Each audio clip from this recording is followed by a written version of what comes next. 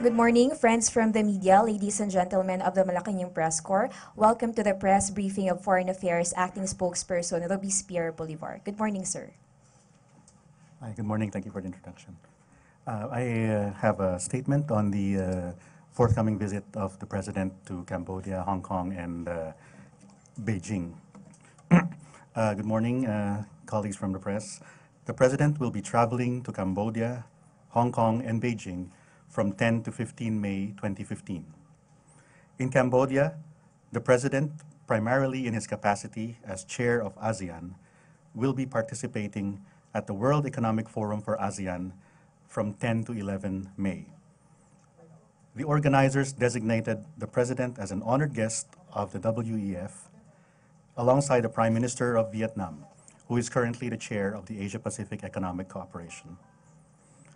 The World Economic Forum, or WEF, is a not-for-profit foundation headquartered in Geneva, Switzerland. Its annual meeting in Davos is attended by leading CEOs, G20 leaders, and heads of state and government, and international organizations.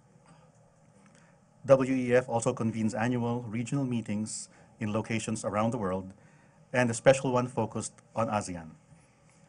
Cambodia will host the World Economic Forum on ASEAN for the first time. The theme for this WEF is Youth, Technology, and Growth, Securing ASEAN's Digital and Demographic Dividends. This theme supports the three program pillars of the WEF on ASEAN 2017, namely ASEAN in the New Global Context, ASEAN and the Connectivity Agenda, ASEAN and the Youth Agenda, and as ASEAN Chair, the President is expected to share his views on the region's achievements and challenges, and to deliver a message to the youth of ASEAN. The President has also been given the opportunity to address international investors regarding his economic plan. As the focus of WEF later this week is ASEAN, the President is likely to inform the participants of the progress made in the building of the ASEAN economic community. In particular, at the 30th ASEAN Summit held a little over a week ago, the leaders welcomed the ASEAN Economic Community's thrusts to pursue three strategic measures, namely increasing trade and investment, integrating micro, small, and medium enterprises in the digital economy, and developing an innovation-driven economy and to reduce trade transaction costs by 10% by 2020. The leaders also noted the progress in major connectivity projects, such as the ASEAN Roll-on Roll-off shipping network, particularly the maiden voyage of the sea linkage route between Davao, General Santos, and Bitung, which was launched on 30 April in Davao City. The leaders welcomed the initiative on the establishment of the ASEAN Science, Technology, and Innovation Partnership contributions, and the Philippines and Thailand individually pledged to contribute $1 million towards this new project. They looked forward to the target conclusion of the ASEAN-Hong Kong-China FTA within the year and welcomed the launch of formal region-to-region talks on a framework setting out the parameters of a future free trade agreement between ASEAN and the European Union. The leaders noted the need to achieve a modern, comprehensive, high-quality, and mutually beneficial regional comprehensive economic partnership agreement amidst the sluggish economic environment and the trends towards protectionism.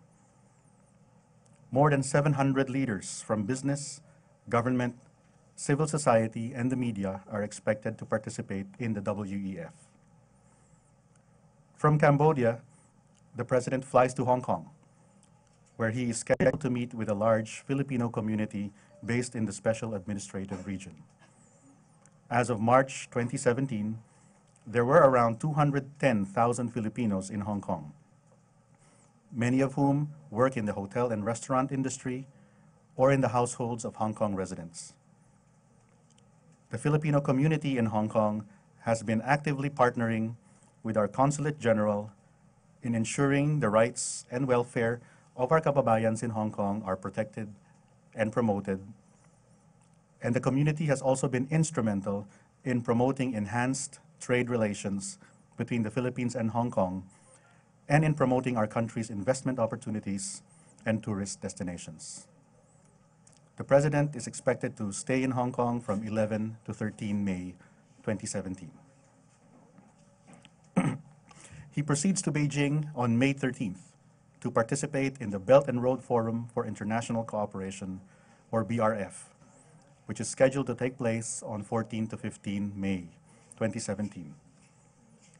He will join 27 other heads of state and government, as well as heads of 3 international organizations. The BRF will have 3 parts: the opening ceremony, a ministerial level dialogue, where there will be an exchange of views involving participants from government, industries, and research institutes, and a leaders' roundtable to be chaired by President Xi Jinping, which will be attended by the heads of state and government and international organizations. The topics they are expected to discuss include infrastructure connectivity, economic and trade cooperation, industrial investment, energy and resources, financial support, people-to-people exchanges, ecological and environmental protection, and marine cooperation. That ends my statement. Thank you. Thank you, sir. The floor is now open for questions. Maricel Halili of TV5. Hi, sir. Good morning. Good morning. Sir, with regards to the visit of the President to China, will there be any chance of having a bilateral meeting between the leaders of China and the Philippines? That's one thing we are trying to work out. As we can imagine, as host of the Belt and Road Forum, President Xi and Premier Li would probably have a very busy schedule, so we're trying to work out possible bilateral meetings, not just with the Chinese leadership, but also with the 27 other heads of state who are attending the forum. And what issues are we targeting to raise if ever there will be a bilateral meeting? Issues of common concern between the Philippines and China. What are these, sir? We cannot preempt what the President will raise, but definitely issues that are critical to our national interest. But since this is primarily an economic forum, so we would expect that if such a meeting would take place, the President would probably be discussing economic cooperation with China. What are the chances that the issues on South China Sea will be discussed? I'm not sure. I cannot say for certain if it will be discussed. Sir, just one more. Sir, dun sa 27 other heads of state, kasama po ba dun yung Russia? I believe, yes, I believe the Russian Prime Minister will be attending the forum. But you can check the website. I'm not really sure, but yeah. All right, you, next sir. question from the lady in front. Please state your name and your media affiliation. My name is Huang Zhenzhen. I'm from China Central Television. I would morning. like to know for this Beijing trip, because the president will attend the Belt and Road Forum. So how's our expectation on this issue? And in your opinion, what's the significance of the Belt and Road can benefit the Philippines? Thank you.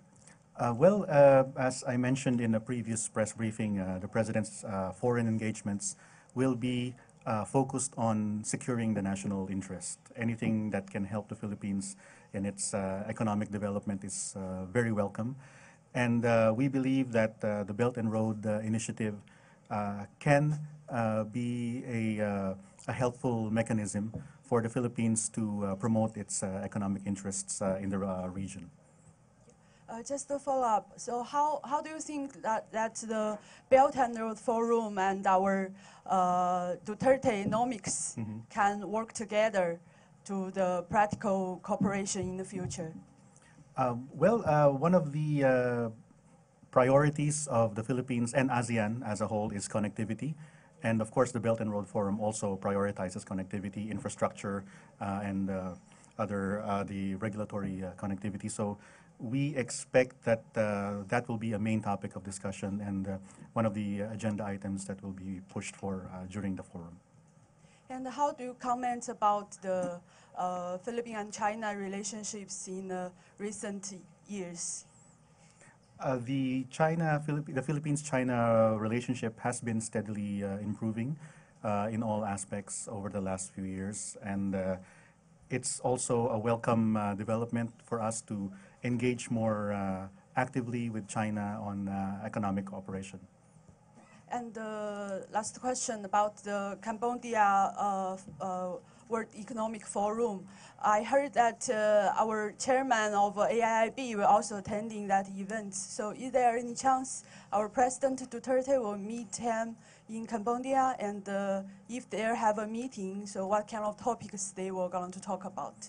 I have no information of whether there is a proposed bilateral meeting between the President and the AIIB President. But certainly anything that can propel the Philippines' economic agenda would be most welcome. Thank you, sir. All right, next question, please. Yes, sir. Good morning, sir. My name is morning. Dong from Xinhua News Agency of China. Well, I saw an exhibition a few days ago in the Anthropology Museum near the Luneta. It's an exhibition about the galleon trade in the 16th century. I'm impressed because that's a part of the ancient maritime Silk Road. At that time, the Manila, Philippines is a trade hub that connected China, Japan, and even Mexico.